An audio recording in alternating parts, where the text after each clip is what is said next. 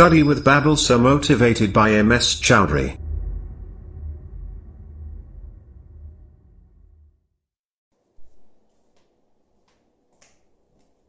Hello friends, मैं नीलम चौधरी। आज आपका एक बार फिर से आपके अपने YouTube channel study with Babusar में आपका स्वागत है। तो अपन पढ़ रहे थे 10th क्लास की मैथ और उसमें अपन ने चैप्टर नंबर 5 स्टार्ट किया था, केमिस्ट्री इन एवरीडे लाइफ, दैनिक जीवन में रसायनों का उपयोग। तो अभी तक अपन ने देखा उस चैप्टर में कि अम्ल, क्षार और लवण। अपन ने तीनों की डेफिनेशन देख ली, तीनों के टाइप्स देख लिए, एग्जांपल देख लिए, कुछ रिएक्शन भी देख ली। उसके बाद अपन ने देखा अम्ल और क्षार पर आधारित 3 संकल्पना थी, आर्रेनियस, ब्रांस्टेड, लोरी और लुईस, जिसके बारे में कल अपन ने सारा कुछ पढ़ लिया था। तो आपको मैं एक बार ब्रीफ में रिवीजन करवा देती हूँ। जैसे अम्ल वह पदार्थ होते हैं जो जलीय विलयन में H+ आयन देते हैं, और अम्ल दो प्रकार के होते हैं, दुर्बल अम्ल और प्रबल अम्ल। अम्ल के कुछ एग्जांपल जैसे HCl, हाइड्रोक्लोरिक अम्ल, H2SO4, सल्फ्यूरिक अम्ल। और क्षार वह पदार्थ होते हैं जो जलीय विलयन में OH- आयन देते हैं, और OH- आयन को अपन बोलते हैं हाइड्रोक्सिल आयन। इसके कुछ एग्जांपल जैसे NaOH, sodium hydroxide, KOH, potassium hydroxide. फिर अपन ने देखा था लवण।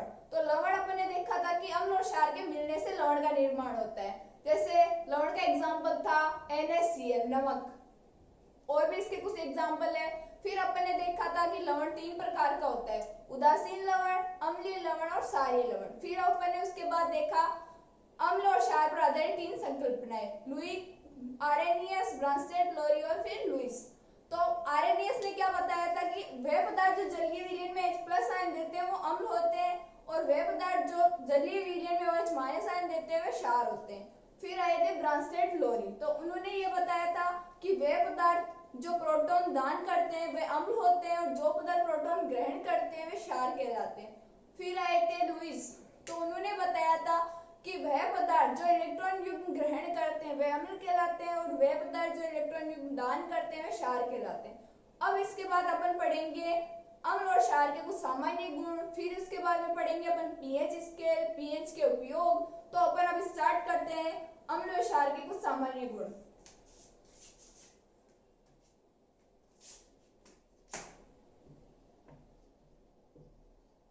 अम्ल क्षार के सामान्य गुण।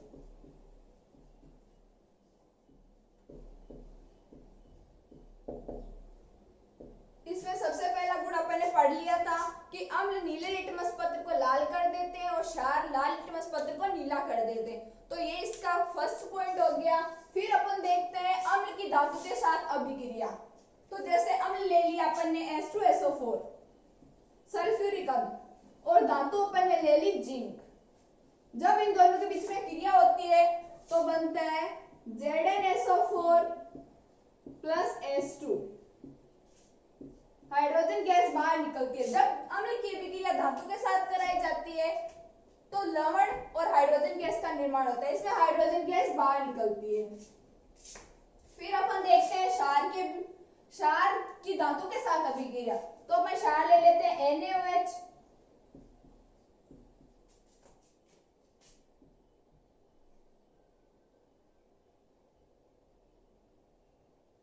क्षार ले लिया अपन ने NaOH। अब अपन इसकी अभिक्रिया करवाएंगे धातु के साथ। धातु ले ली अपन ने Zn।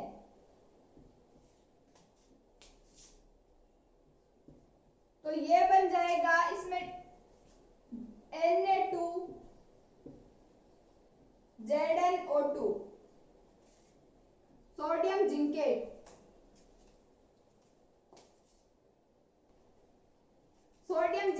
और इसमें भी हाइड्रोजन गैस बाहर निकलती है। फिर अपन देखते हैं कि अम्ल की धातु ऑक्साइड के साथ अभिक्रिया। तो अम्ल ले लिया अपन ने HCl और धातु ऑक्साइड ले लिया अपन ने ZnO। अब अपन जब अम्ल की अभिक्रिया धातु ऑक्साइड के साथ करवाते हैं तो यह बनेगा ZnCl2, जिंक क्लोराइड और जल। जब अम्ल की अभिक्रिया धातु ऑक्साइड के साथ करवाते हैं तो लवण और जल का निर्माण होता है। इसमें अपन ने अम्ल तो ले लिया HCl और धातु अपन ने ले ली, धातु ऑक्साइड ले लिया अपन ने जिंक ऑक्साइड।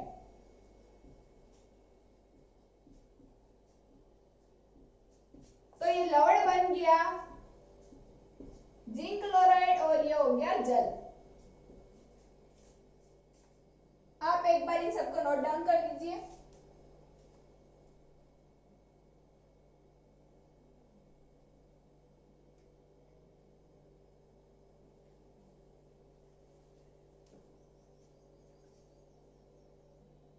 अब अपन आगे देखते हैं कि जो अम्लीय ऑक्साइड होते हैं वो तो होते हैं क्षारीय प्रकृति के, क्योंकि अम्लीय ऑक्साइड होते हैं वो नीले लाल लिटमस पत्र को नीला कर देते हैं।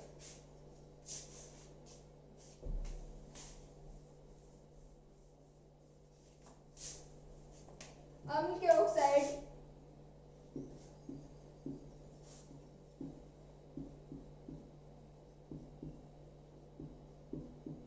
अम्लीय ऑक्साइड क्षारीय प्रकृति के होते हैं।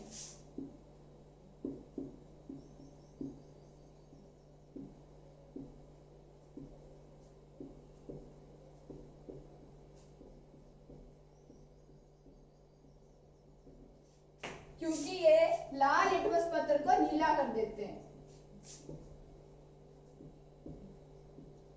लाल लिटमस पत्र से नीला लिटमस।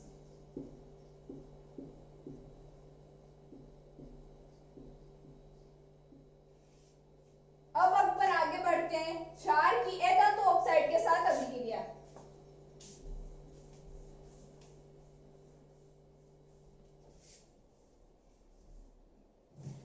जैसे क्षार ले लिया अपन ने कैल्शियम हाइड्रोक्साइड और धातु ऑक्साइड ले लिया अपन ने CO2। तो इन दोनों के बीच में जब रिएक्शन होती है तो CaCO3 कैल्शियम कार्बोनेट और जल बनता है। ये हो गया अपना क्षार, ये हो गया धातु ऑक्साइड,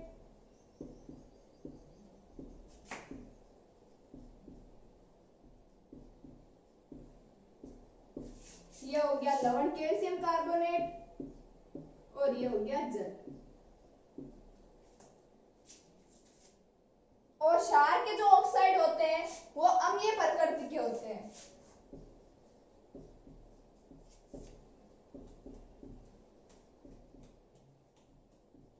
क्षार के ऑक्साइड अम्लीय प्रकृति के होते हैं।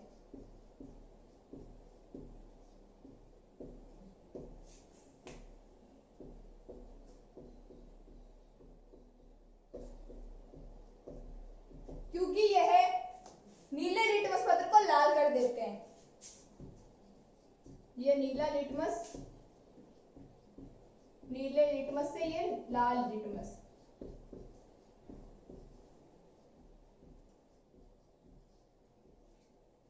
फिर अपन आगे देखते हैं अम्ल व क्षार की अभिक्रिया। जब अम्ल व क्षार की अभिक्रिया एक साथ करवाई जाती है तो क्या होता है?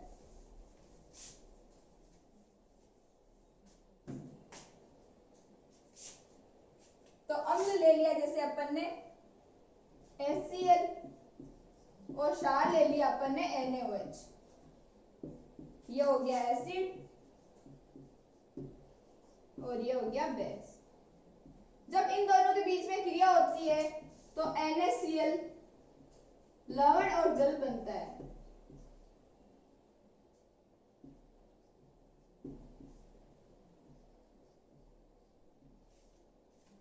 इसको अपन उदासीनीकरण अभिक्रिया भी बोलते हैं, क्योंकि इसमें जो अम्ल और क्षार होते हैं वो एक दूसरे के प्रभाव को नष्ट कर देते हैं और लवण और जल का निर्माण करते हैं।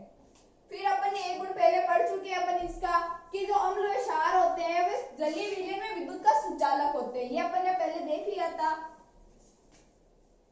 अब अपन आगे बढ़ते हैं अम्लों के कुछ उपयोग। फिर अपन देखेंगे क्षार के उपयोग और अपन फिर बाद में देखेंगे लवण के उपयोग। तो सबसे पहले अपन देखते हैं अम्ल के कुछ उपयोग।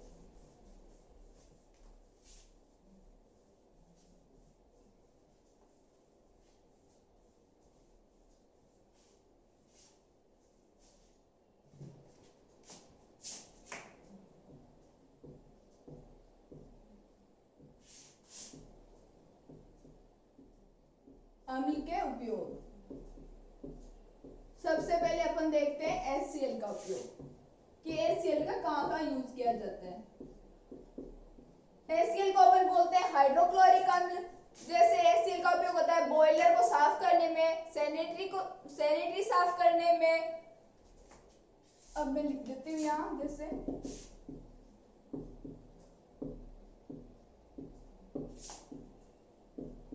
बॉयलर को अंदर से साफ करने में।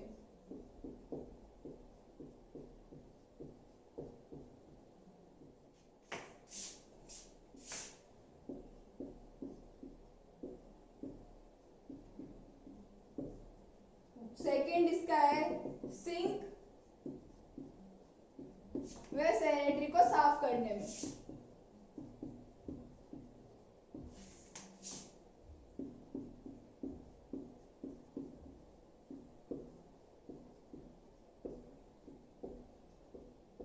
तो अगर आपसे एग्जाम में पूछा जाए कि अम्ल के दो उपयोग लिखो, जैसे HCl का लिख दिया आपने, तो आप ये दो उपयोग लिख सकते हो।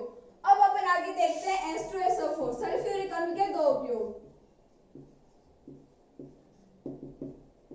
H2SO4, ये जो H2SO4 होता है इसको अम्ल का राजा भी कहा जाता है।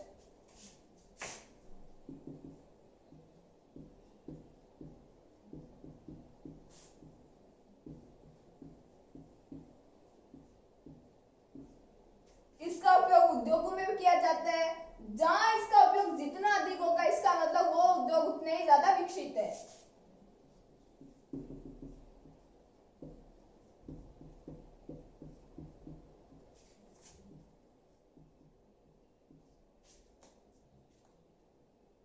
अम्लों का राजा, H2SO4 को अम्लों का राजा बोलते हैं। इसका उपयोग उद्योगों में होता है।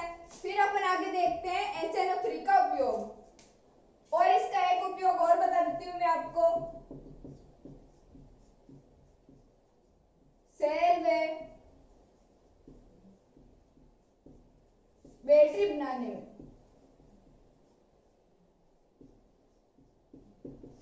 सेल में बैटरी भी H2SO4 के उपयोग से बनती है। फिर अपन आगे देखते हैं HNO3 का उपयोग। आप इसको पहले नोट डाउन कर लीजिए।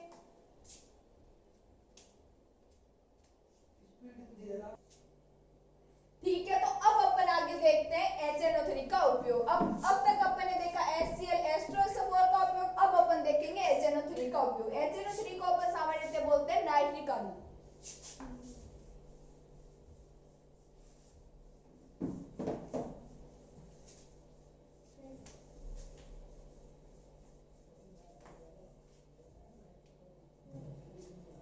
तो HNO3 का उपयोग,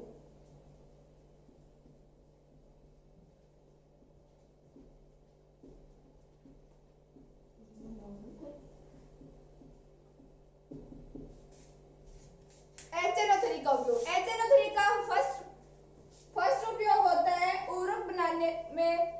इसका सेकंड उपयोग है सोने चांदी से बने आभूषणों को साफ करने में।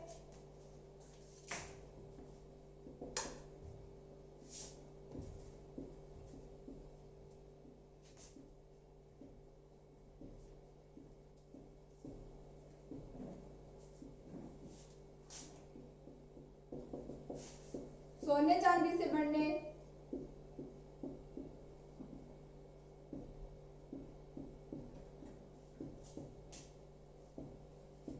आभूषणों को साफ करने में।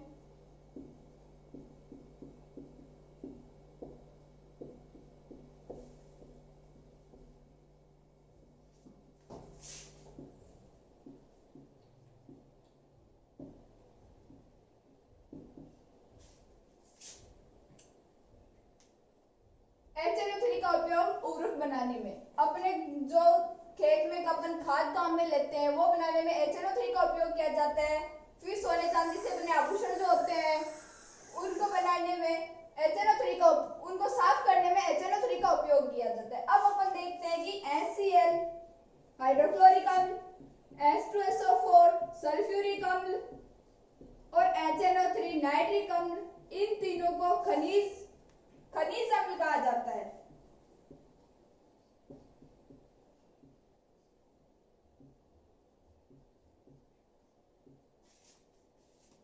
HCl हाइड्रोक्लोरिक एस्ट्रोसल्फर, सल्फ्यूरिक अम्ल, HNO3, नाइट्रिक अम्ल, इन तीनों को खनिज अम्ल कहते हैं।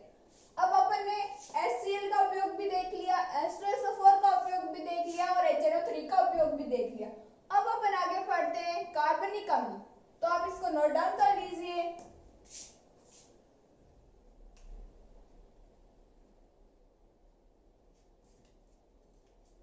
अब अपन आगे देखेंगे कार्बनिक अम्ल कि कार्बनिक अम्ल क्या होते हैं।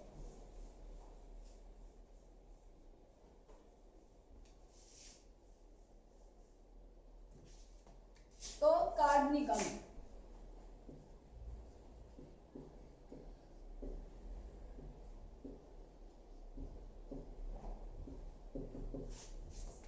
कार्बनिक अम्ल वह अम्ल होते हैं जो पौधे में जंतु में प्राकृतिक रूप में पाए जाते हैं।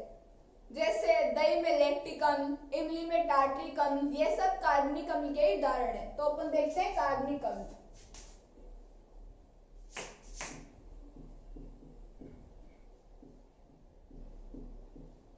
पौधों एवं जंतुओं में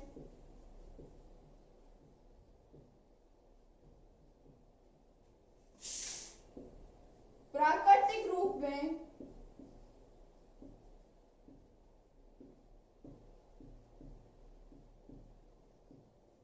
पाए जाने वाले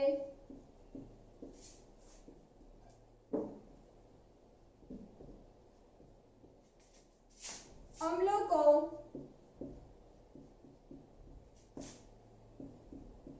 कार्बनिक अम्ल कहते हैं।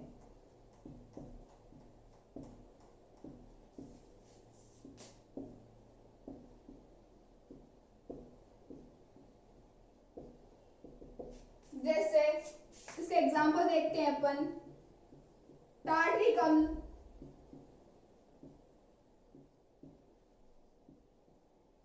टार्ट्रिक अम्ल पाया जाता है इमली में, ये अपन पहले पढ़ चुके हैं। एसिटिक अम्ल, जिसका सामान्य सूत्र होता है CH3COH, ये पाया जाता है सिरके में, ये भी अपन पहले पढ़ चुके हैं।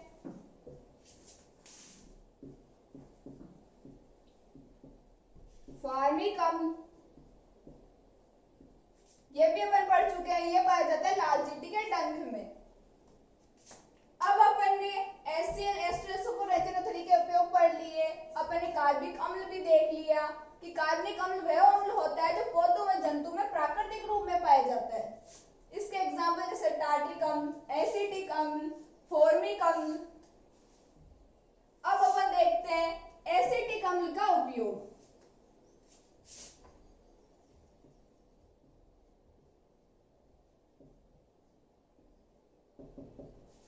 एसिटिक अम्ल का क्या उपयोग होता है? तो अपन जैसे घरों में अचार बनाते हैं तो उसके परिरक्षण में अपन एसिटिक अम्ल का उपयोग किया जाता है। लकड़ी से बने फर्नीचर को साफ करने में भी एसिटिक अम्ल का उपयोग किया जाता है।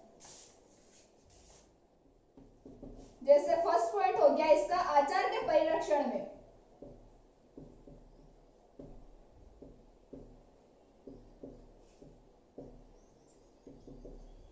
इसका सेकंड पॉइंट हो गया लकड़ी से बने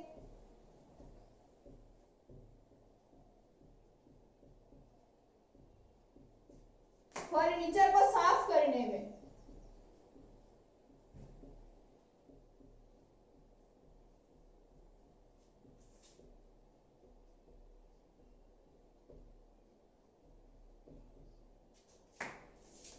अब अपन आगे पढ़ेंगे क्षार के उपयोग। तो आप पहले ये नोट डाउन कर लीजिए।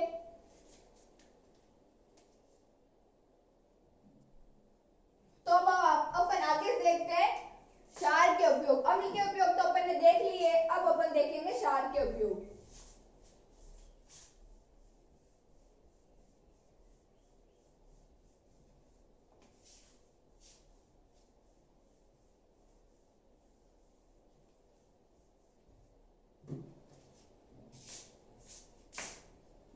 सेकंड आता है क्षार के उपयोग।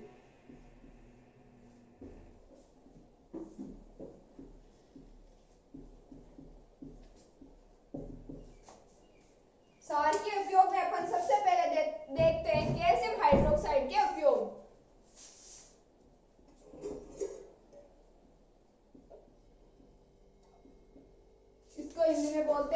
Calcium hydroxide.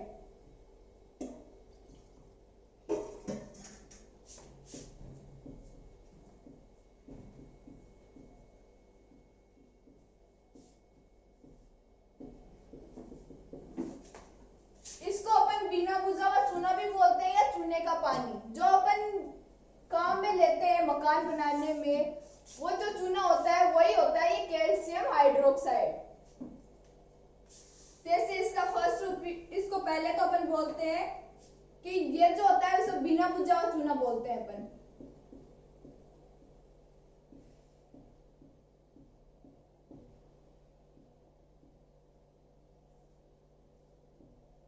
बिना बुझा हुआ चूना या चूने का पानी।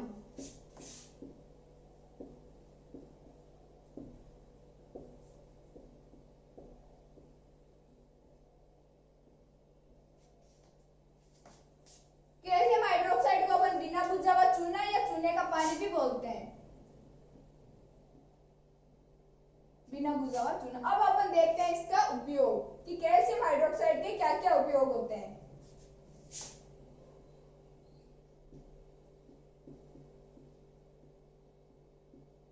कैल्शियम हाइड्रोक्साइड का फर्स्ट उपयोग है वो है मृदा की अम्लता को दूर करने में।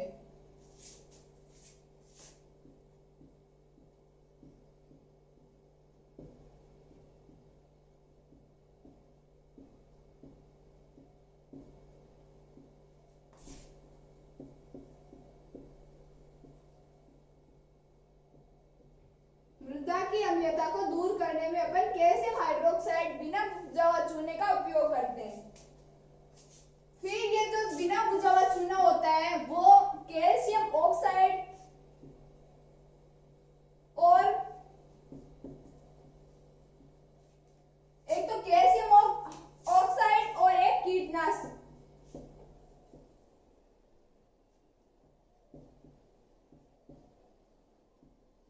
कीटनाशक जैसे कीटों को मारने जो उपयोग में ली जाती है दवाइयां, उनको अपन बोलते हैं कीटनाशक। इन दोनों का मुख्य घटक है।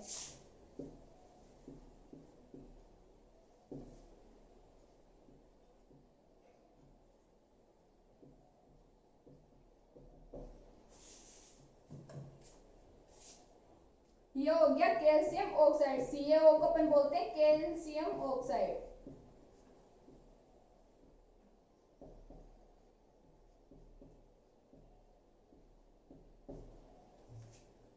सबसे पहले अपन ने स्टार्ट किया कैल्शियम हाइड्रोक्साइड। इसका सामान्य सूत्र होता है CaOH2। इसको अपन बिना बुझा हुआ चूना या चूने का पानी भी बोलते हैं। फिर अपन ने देखा इसका उपयोग, तो इसका उपयोग यह होता है कि इससे मिट्टी की अम्लता को दूर किया जाता है।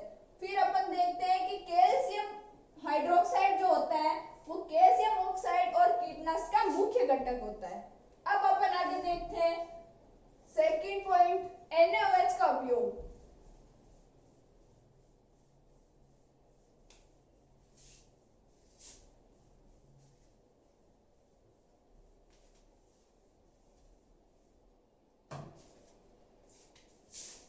इसमें सेकंड आता है NaOH।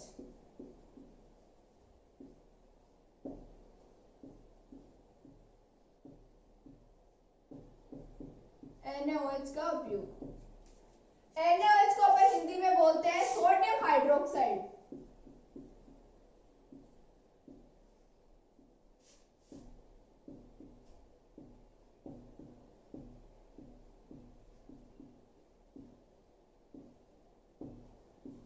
अब अपन देखते हैं NaOH का उपयोग कहाँ होता है। तो फर्स्ट पॉइंट इसका साबुन, अपमार्जक व कपड़ा उद्योगों में।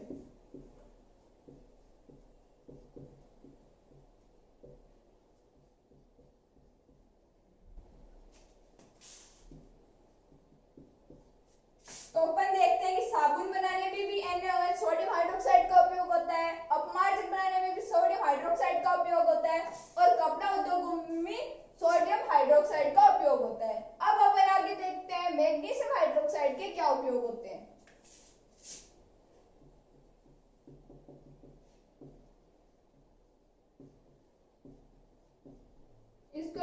बोलते हैं अपन मैग्नीशियम हाइड्रोक्साइड।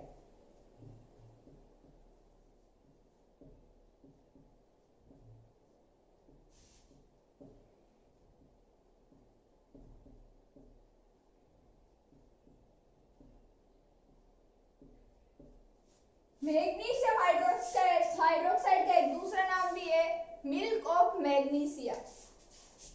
इसको अपन मिल्क ऑफ मैग्नीशिया भी बोल सकते हैं।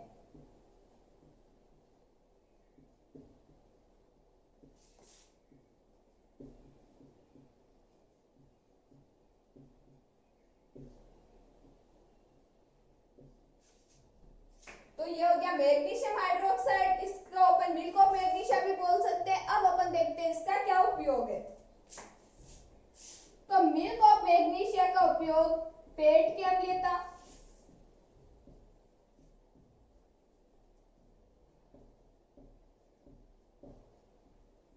और कब्ज दूर करने में किया जाता है।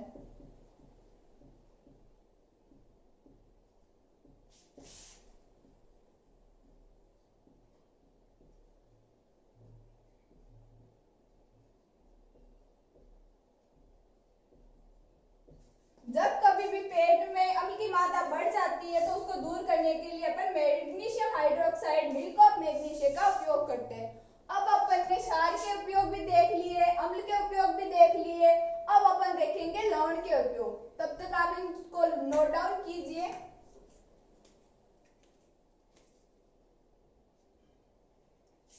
अब अपन देखेंगे लवण के उपयोग।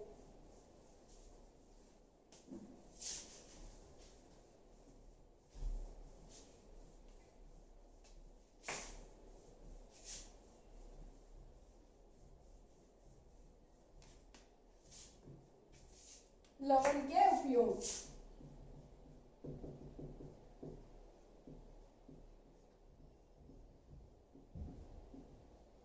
वैसे लवण के एग्जाम्पल तो अपन पढ़ ही चुके हैं पहले।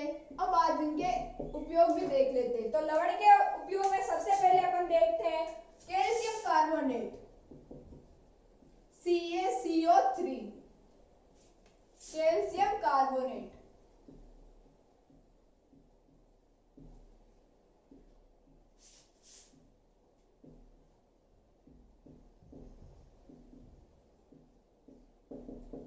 ये जो कैल्शियम कार्बोनेट होता है इसको अपन संगमरमर या मार्बल भी बोलते हैं, जो अपने मकराना में खूब मिलता है।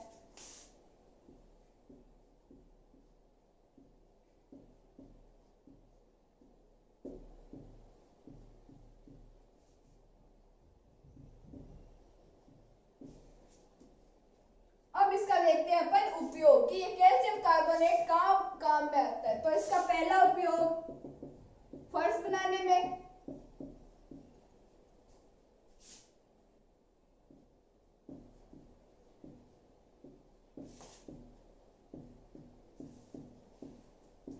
संगमरमर का फर्श बनाने में।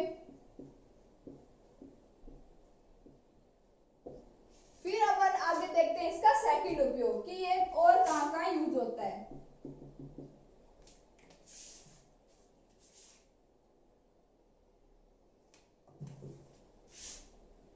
तो इसका सेकंड उपयोग होता है लोहे के निष्कर्षण में।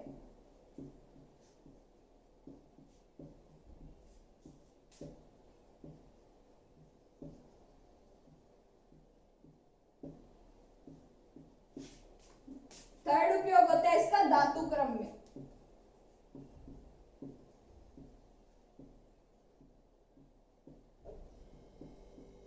और उद्योगों में भी मार्बल का उपयोग होता है।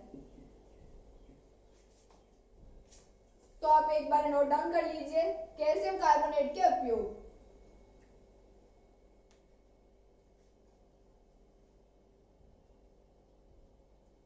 अब अपन आगे देखते हैं सेकंड नंबर पे सिल्वर नाइट्रेट के उपयोग।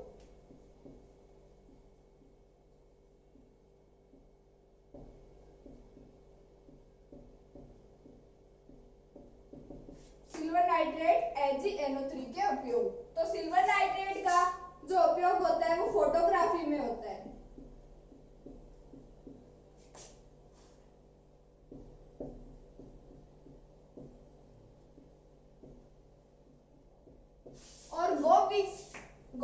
व्हाइट रंग भी AgNO3 सिल्वर नाइट्रेट के कारण ही होता है।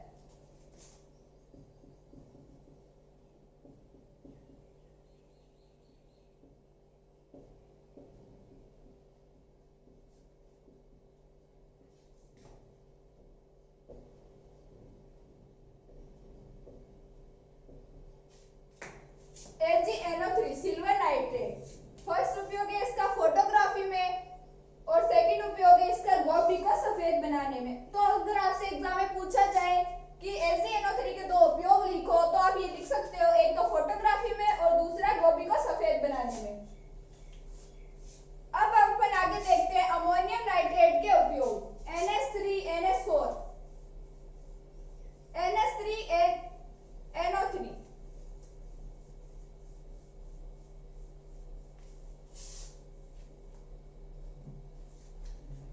अब अपन देखेंगे अमोनियम नाइट्रेट NH4NO3। इसको अपन हिंदी में बोलते हैं अमोनियम नाइट्रेट।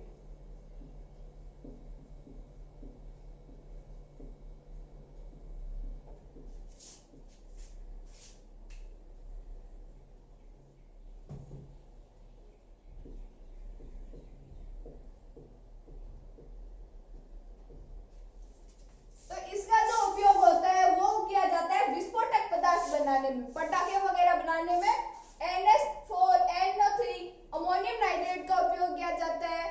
और उर्वरक बनाने में जैसे खाद वगैरह जो होती है अपन खेतों में यूज करते हैं उसको बनाने में भी अमोनियम नाइट्रेट का उपयोग किया जाता है।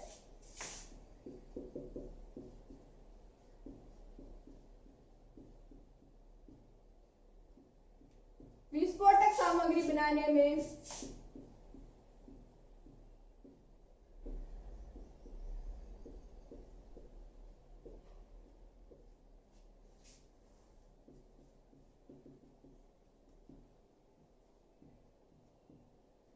और सेकंड उपयोग है इसका उर्वरक बनाने में, खाद।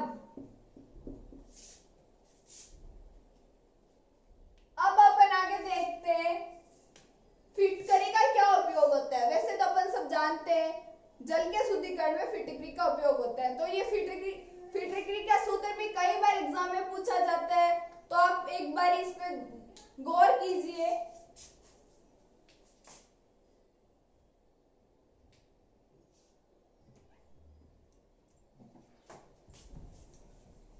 अब अपन पढ़ेंगे फिटकरी का उपयोग।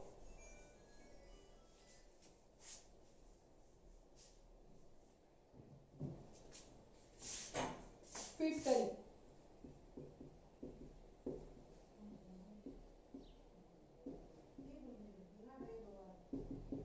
फिटकरी का सामान्य सूत्र देखते हैं अपन, वो जो कि मोस्ट इंपॉर्टेंट है,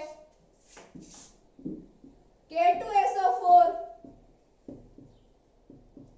Al2SO4 Al2S3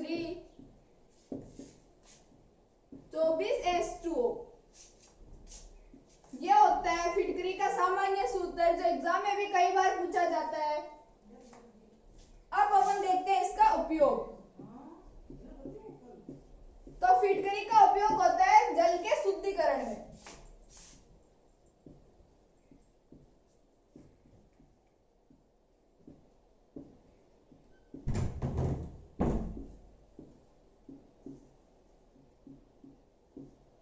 आप इन सबको नोट डाउन कर लीजिए।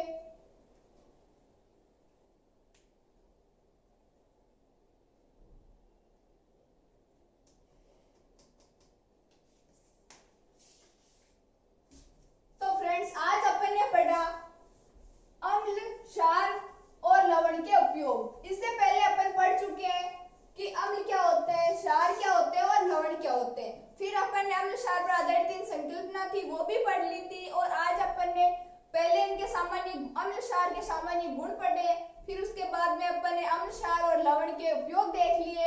तो आज की क्लास के लिए बस इतना ही, आगे मिलते हैं कल। मैं उम्मीद करती हूँ कि आपको वीडियो पसंद आया होगा। अगर आपको ये वीडियो पसंद आया है तो शेयर करें, लाइक करें और बेल आइकन का बटन दबाना ना भूलें। Thank you.